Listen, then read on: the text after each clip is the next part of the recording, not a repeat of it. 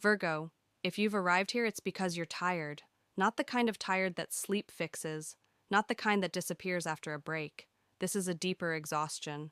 The fatigue of always holding things together, of noticing what's wrong before anyone else does, of fixing problems that were never yours to solve.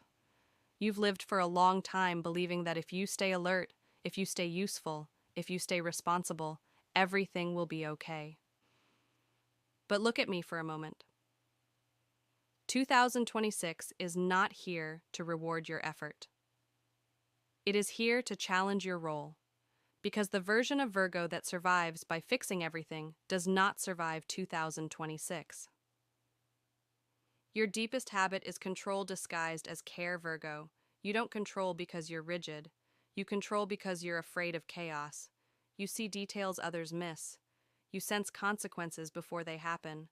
You anticipate problems as a way to feel safe. And for years this worked. People relied on you. Systems functioned because of you.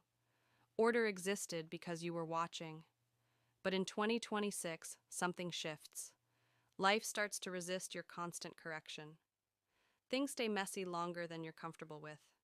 People ignore your advice. Plans don't respond to preparation. And this frustrates you deeply. But here's the truth.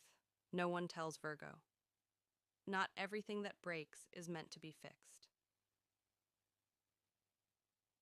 The fear behind perfection. Perfection has never been about excellence. It has been about avoiding blame. If I do it right, nothing can go wrong. If I anticipate everything, I won't be needed to clean the mess later. If I carry the weight now, I won't suffer later. But 2026 reveals the cost of this strategy. You feel responsible for outcomes you don't control. You carry anxiety that doesn't belong to you. You feel guilty when things fail, even when you weren't in charge. This year asks a radical question. What if it's not your job to prevent every mistake?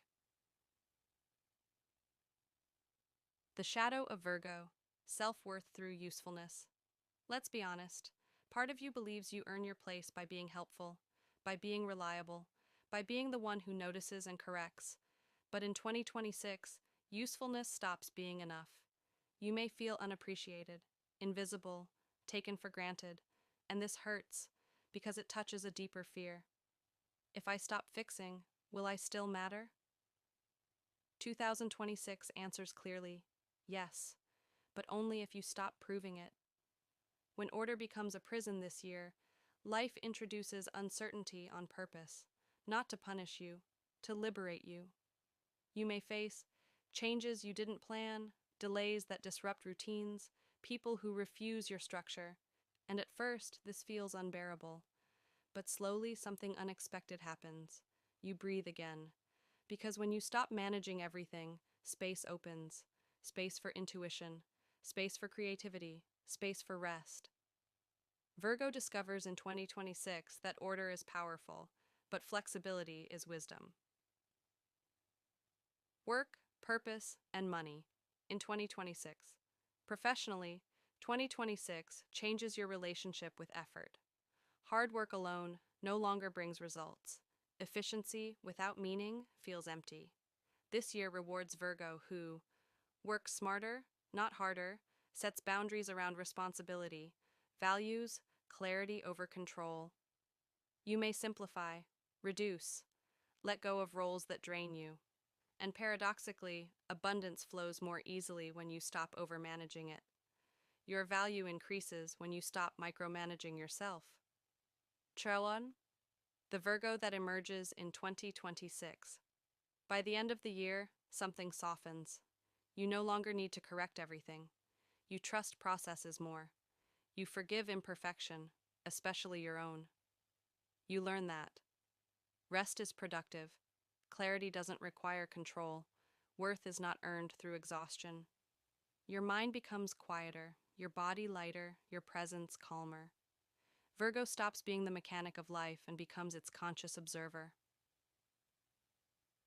Closing ritual, integration.